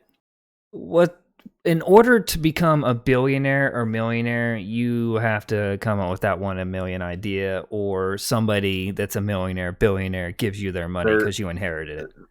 The thing is that in order to become a millionaire or a billionaire, there are people's faces you have to step on in the mud so that you're not stepping through it yourself. And the reason they call it the American dream, because we got to be asleep to fucking believe in it or see it or be a part of it. I think that's my analogy that I'm going to start using for that, because that's literally how it feels. We are literally bogged down in the mud, and it's easier to stay on top of the mud when you've got stuff to step on than it is to get up out of it. That's us. We are the mud. If you line us in the mud, then you won't get your boots muddy. If Flanders knows anything about the man and the machine, let me tell you, like, the shit he tells me about his job just sounds like fucking American slave labor to me. Shit's just ridiculous amount of hours he's working. This motherfucker works on watches, and the shit he tells me, dude, I'm just like, they got you working slave hours. That's why I went to nights. I figured I had a little bit of pull now, because at just over 3 years working at this place, I was in the top 5 most senior staff that's a childcare worker, that's non-managerial, right? Top 5 out of like 40 other childcare workers. I had been there in the top 5 longest now at 3 years. So I went and I was like, hey, I want to go back to night shift. I don't want any more 3 to 11s, and I don't want any more 7 to 3 shifts, and I'm not working any more doubles. And my boss, he goes, well, you can't really say that you're not going to work doubles. And I said, no, I can, because it's either that or I quit. And I hate to say it, but you've only got 4 other childcare workers here that have been here longer than me. Do you want to lose someone that has been here that long over giving me my shift I want? And he said no, and that's sad. With 3 years of clout, I was able to make a demand like that. And I do not work 3 to 11s, and I do not work 7 to 3s. And they're lucky I'm working 6 shifts next week instead of just 5. Because like, I flat out just told them that's not fucking happening for me anymore. I don't know what the point of that was. I don't either, but I'm glad that you shared it with us and you expressed yourself on the matter of Modern day America's exploitation of their workers. Oh, it's because I was working so many hours. When I was working my 3 to 11s and stuff, I was doing 3 doubles a week. I was working 70 hours a week. And I'm like, I'm done with this, dude. I've got no fucking life. I literally go home at night thinking about what's better. Going in and doing a double tomorrow after I've only had 8 hours off, or shooting myself in the foot so that I have to go to the hospital. I'd rather, I was literally thinking about just like letting myself fall down the steps so that I'd get hurt, so I'd have a way to stay off of work for a while, because I was tired of working literally every waking hour. Yeah, if it didn't make up for the fact that you ever play video games at work, it'd probably make it real rough to stay there as long as you have. I mean, that is why I went to night shift. Because I do what I'm supposed to do. I do my paperwork, I do my room checks, I make sure that those kids aren't killing or fucking each other, and I do what I'm supposed to do. But you know what? While I'm there, I'm also enjoying myself, because And that's not a masturbation joke. No, I don't do that often. Valentine's Day, you should treat yourself, guys. Treat yourself right. No, okay, so on a real note, not just like a ha relationship advice, treat your fucking self. You know, if you can afford it, take yourself out and go get a fucking good meal when you want a good meal. You want to order in a fucking pizza or a sub or something, and someone's like, "Oh, you should save your money." Fuck them. Order something that you want. You want something new, you want a new game, you want to get a movie, order that shit. Treat yourself. Because that is exactly why we're working, you know? Or you got kids, buy something for your kid. If that's what like brings some joy to you, buy something for your fucking kid. Even if you don't think you should be able to afford it, do it. Because no matter what, you're still going to scrape the fuck by. Do something that makes you fucking happy. Self-care in that way is a big deal. If you like running, go fucking run. If you like working out, work out. Do shit that makes you fucking happy, no matter what anyone else says. Unless it's raping kids. and unless it's in direct conflict of somebody else's happiness. Right. Or killing people or hurting them. Yeah. Like, Jesus. I can't believe we got to say that, but let's be real. Yeah. I watched KC Wiz, and they didn't say I couldn't rape kids, and it makes me happy. Yeah, well, I mean, I work in a place that's a good example of that. Like, these are people who think that it's okay to fuck their sisters. And I'll tell you what, don't think that that's okay, because if you get sent to a placement and there's people there that don't like that, you're gonna hear about it. I don't know how many of these kids I've told that I would do horrid things to them if they were over the age of 18. Because the one kid one day, this wasn't about like rape or anything. He was bragging about how he gave his mom a black eye several different times, and I told him to leave the room. I was calm about it. I'm like, you need to leave the room. I'm like, you need to go out and sit in the hall.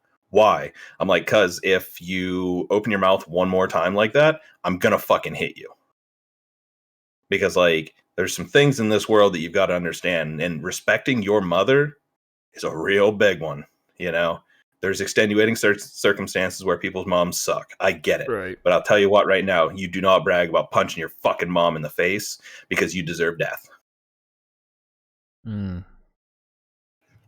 Kids are really tore up. Your job's amazing, by the way. I like my job. They got me raises, got me a fucking COVID shot, and you're sitting here fucking telling kids that punching their mom in the face isn't funny. But I tell you, dude, as much as that job sucks, there are fulfilling moments. You know, there are kids that come through there that you look at and you can tell that they're not coming back. You can tell that you've made a difference, and they're going to get the fuck out and they're going to do something. But then the other 99 out of 100, you can go, that kid's going to leave here and he's going to kill someone. That kid's going to leave here and he's literally going to rape someone to death. And it's sick to see that. But you know what? I don't think about those ones. I think about the ones like this kid, Doug, that left about 1.5 years ago. Favorite kid that's ever come through there. And I guarantee you that kid, his life is different because of the interactions that him and I had. I mean, he asked me to adopt him.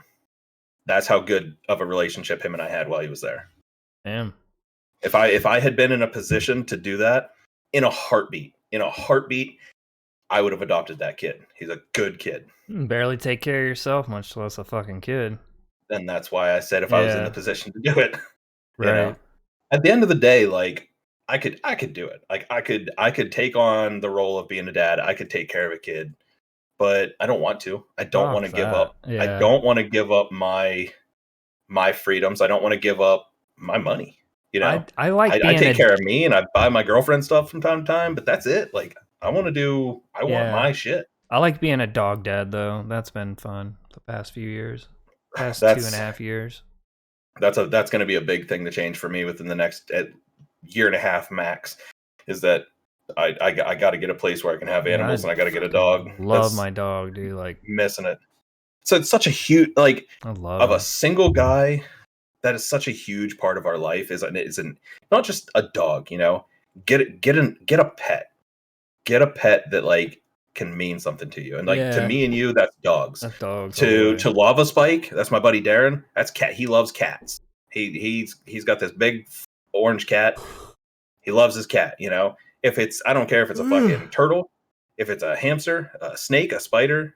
You know, if you like pets, enjoy those because the companionship you can have with a higher thinking animal sometimes is better than that of people. Usually is better than that of people.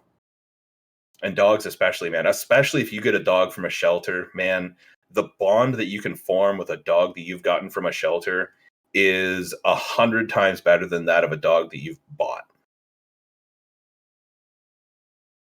There's so many dogs in the shelters too. Too many. Yeah, I got my dog from basically just some Facebook ad. Like guy was trying to get rid of pups for $50. And he'll know it. And your dog will know it. He'll know that he wasn't wanted and that now he is. Yeah, dude, that's how my puppy was too. Like the bond that we had off the fucking rip. But like my mom's dog was a shelter dog, and the bond that they had it was unbreakable. And that's how Max was, man. I got Max. You know where Meadville is. Not everyone does, but I got him from the shelter up in Meadville, and it was just so. My buddy that I was living with then, we went up there to get something to eat, I think. And on our way back down, he's like, let's go through the shelter real quick. He's like, I don't know. I got a feeling that I want to stop in there. I'm like, yeah, that sounds like a good idea, you know?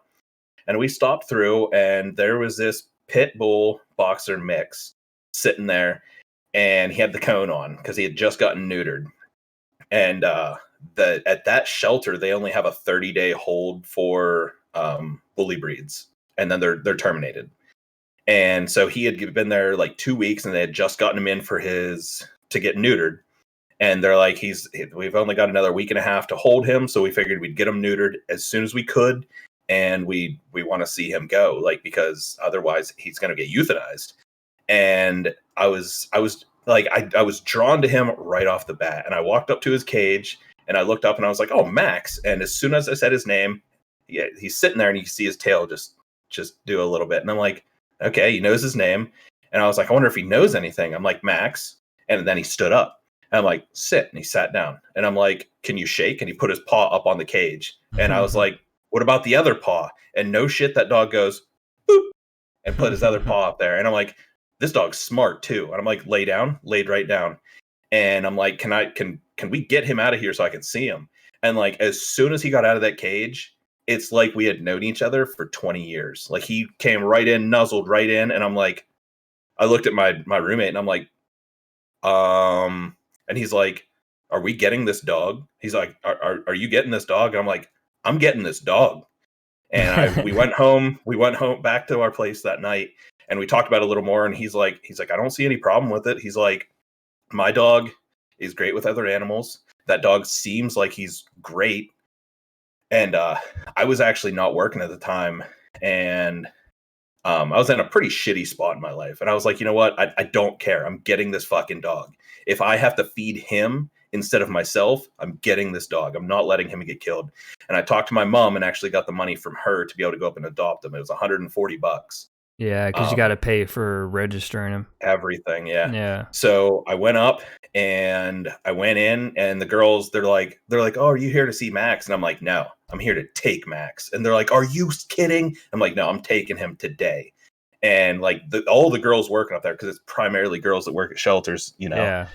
They're all like, "Oh my god, I'm so happy! He's the sweetest dog." And he was such a big baby, dude. I got him at 72 pounds, and he was this lean, just tough looking fucker. But there wasn't a mean bone anywhere around that dog, unless he hated female dogs for some reason. I don't know. But I got him home, and he was my best bud, man. And when I ended up moving out of there back to my mom's for a little while, because like I said, not a great time for me. And he took to my mom like nothing. Like it was her fourth son, you know. He stopped sleeping in my bed and started sleeping in hers. Like he became her dog, kind of. And she had agreed to let him. She's like, you know, if you find a place, she's like, Max can stay here with me. Like that's fine. Well, I ended up coming, like, her arthritis started getting bad and stuff. She wasn't able to like handle him. Like he'd jump up on the couch on her and stuff, and it was just too much.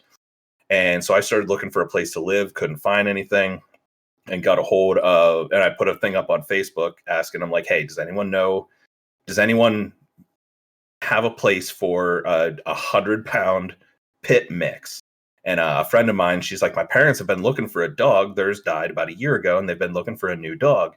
And it just turns out they live out towards Polk, and they have like this big ass backyard. And they've got like kids that come around, like their grandkids or whatever. And I knew right away, like I took them in the house, and I knew right away, I'm like, this is going to be okay. Like as much as it sucked to rehome that dog, he was going to like a good place, and I wasn't having to like take him to a shelter, because I'd have gone homeless if I couldn't have found a place. Yeah. For him. And like, I get updates every once in a while. Like they call him Whiskey Max because apparently he loves whiskey. Like he's like broken into the bottle and like drank the whiskey and shit. But he goes, her dad drives truck cross country. Like he drives big rig around, and he'll take Max with him. And he says that dog just sits in the passenger seat and just bops down the road with him, just looking around. And he's just like the coolest bunkmate he's ever had. And it's like, I'm so glad too, because that's awesome. That dog deserved everything. And I wasn't able to give that to him. And they could, like, they had the money, they had the place for him, they had the room. And like, I'm so happy. Still tears me up that I had to do it. I came home that night, I bawled my fucking eyes out. Like a little bitch with a skin knee, I cried for hours that night. But you know what? He went to a really good place. Yeah. But I'll never rehome another animal again. I will make sure that I'm set, because I can't do that again. But he went to a good place. So. And the day we put Chaco down, I fucking bawled. I remember that too. Bawled that night, bawled the next day. Then the following day, I went and got Little Shadow. Second I picked him up and put him in my fucking arms, dude, I fell in love with that little fucker. And he took right to me like it was meant to be. And that's a big thing, you know. A lot of people are like, "Oh, I couldn't replace my animal like that." It's like, you don't understand. It's not a replacement. Like, I wouldn't go get another dog for me. Like, obviously I want a dog. I love having a dog around, but I'm not going to go to a shelter and get a dog for me. I'm going to go to a shelter and get a dog for them. Yeah. For me. Because like, I know that like, if I get that dog from there, I'm going to give him a place that's just overflowing with love for him. See, he was the last one to go out of his litter, and was definitely like, I don't know, like, normally when I go, like, if I were to see a litter of dogs from somebody, like, you want to see the personalities of all of them. But I saw his dad, I saw his mom, they were both there, like, petted them and hung out with them. And then, I don't know, it's just something about him, like, because if I didn't take him, he was going to take him to the shelter anyways. So, like, yeah, the dude was ready to get rid of these dogs. And, you know, that I needed that dog when it comes down to it. Like, I didn't realize how much Chaco meant to me, like the companionship that I had with him in just those 5 months that I took care of him after Uncle Chad died, which coming up on 3 years of that next month of me, like, it's just been one of the best things, I guess, to have Shadow and Yeah. love him. Like, 'cause I swear to God, dude, I tell that dog every fucking day, 100 times at least, I love him and just fucking love him and pet him and put my face to his and talk to him. That motherfucker and I have an unbroken bond that.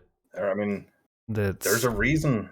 There's a reason why they're called man's best friend. And I'm not saying man like man. I'm saying man like people. Yeah. Because like, you know, people are like, oh, cats are just like that too. They're not though. No, they're not because cats are very independent things. There are not that many dogs are that symbiotic. Act independent. Yeah, they're. I mean, there are dogs that just don't give a fuck. There are dogs that just like they see you and they're just like, oh, cool. You know, if you come over and pet me, awesome. You don't have to. But there's so many more dogs that like you could have never seen them before, and they just want you to fucking touch them. Yeah, my dog is that way, dude. He loves every fucking one. That's just fucking everyone.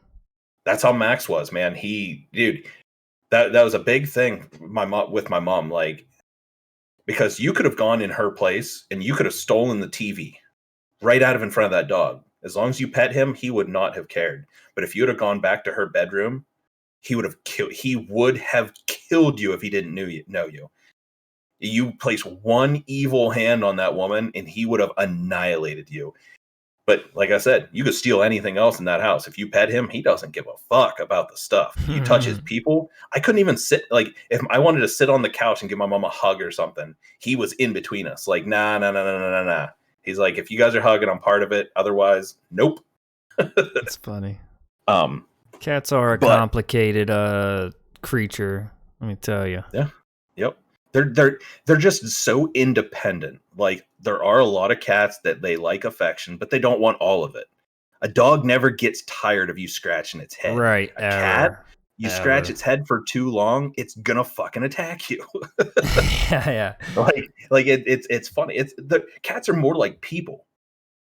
Most people don't want to be like. Don't want that pet physical. My head. Yeah. Most people don't want that physical stuff all the time. Dogs do. But my dog would touch me all the time if he could. Yeah, Max was always, dude, I don't know how many times I had that fat ass dog in my lap when I'm trying to play on the computer or something. 105-pound fucking dog in my lap, and I'm like this trying to play. I didn't care. Whenever I take him on rides, if I'm the passenger in the van, it doesn't matter. 75 pounds, he will get in my lap and sit. Yeah. Because he's used to doing it. He did it since he was a little puppy, and I let him continue to do it when he's a giant fuck, so he continues to do it as a big giant fuck. He's pretty amazing though. Like, if you're gonna get a dog, it's definitely gonna be worthwhile. It'll be. Yeah, Darren, cats can be amazing, or most cats are amazing. Like I'm not downplaying them. I'm just saying they're more independent, so they're far less affectionate as a whole group, as where dogs are. Like, that's like their drive in this world. But we're coming up on the end here. I know that, and I wanted to bring this back up because I talked to Darren before, and he was talking about us doing like, just as an idea for like our community nights, as doing like a wrestling game tournament. And I kind of had my own like little thought process, like spin on it, where I know in the newer like WWE games, you can actually set it up so the characters just fight each other, like the AI fight. Yeah. And I got thinking about it, and that would be actually, and now I'm thinking about it more, that'd be really fun for one of our Sunday nights to, instead of doing like a show, we do a WWE video game stream where we're the commentators. Yes. So that would be great. I think that would be a lot of fun. Instead of us playing it and having the frustrations of the game and stuff, we commentate on that. Yes. See, that's culmination of ideas. Yo, all I hear is Shaggy 2 Dope from ICP doing JCW commentating or the other video they have, and I'm just like, holy fucking shit, he just powerbombed him on his fucking neck. Like, that's gonna be how it is. Like, I'm just I will wear a fucking suit or something, dude. If we want to do costumes, I'm down. I got shit around. I will make a fucking commentary costume for that shit and a persona and everything. We would just have to. I would have to get a copy of the game, I think, and So let's give it a couple weeks here. We'll talk about it. We'll get some ideas on how we're gonna do it, what game we're gonna do it on, and for sure that is something that needs to happen. Absolutely. God damn. Dude, I did a commentary for a race league back in 2019. It was about I think 16 races. I think it was over a 4-month period. Yeah. I remember that. It was pretty fun. Might have been a 3-month period actually. It might have only been 12 races. Yeah, but I think that would make for one or a couple really, really fun nights. Like we could even set up brackets, have like a full-on tournament and run it over the course of maybe a couple different nights to get the whole thing down. Yeah. Yeah. And that's the thing. If anyone's got any ideas about this stuff, post it in here while we're live. You can find the link to our Discord or link to Izzy's Discord. Throw the ideas in there under what do we got that labeled as? It's under creator content under the Knewd Chats with IzzyScreamin. Everyone's got access to that, so you can throw your ideas in there. Any ideas you've got, or if you've got us on any of our socials, anything, shoot us a message. Any ideas you've got, any topics you want to hear, anything. Like there's almost nothing that we won't talk about, or at least touch on. Yeah, the only thing we won't touch on is ourselves. Each other, because that's too many miles in between. Well, I would touch on myself now, but Twitch would be like, you know what? Here's a hammer with a band. Well, I mean, we're at 2 hours, so if you want to, all you got to do is hit end and go do it. So you're good. Oh shit! Well, you've got permission. Yeah, it's been a fun one tonight, guys, and absolutely. I hope you guys enjoyed the conversations and the different banter that went on tonight. But this has been another episode of Knewd Chats with IzzyScreamin. This is Izzy, and that's Knewd over there with the salt pepper hair. I think we're both going to be going live after this with Division 2 together. I think he's gonna carry my fat ass up to 30 hopefully tonight. I'm gonna take a short little break, like 15-ish minutes, and I feel dirty about some of the stuff we talked about, so I'll probably grab a shower. Well, I'm gonna go love on my dog, so there's that too.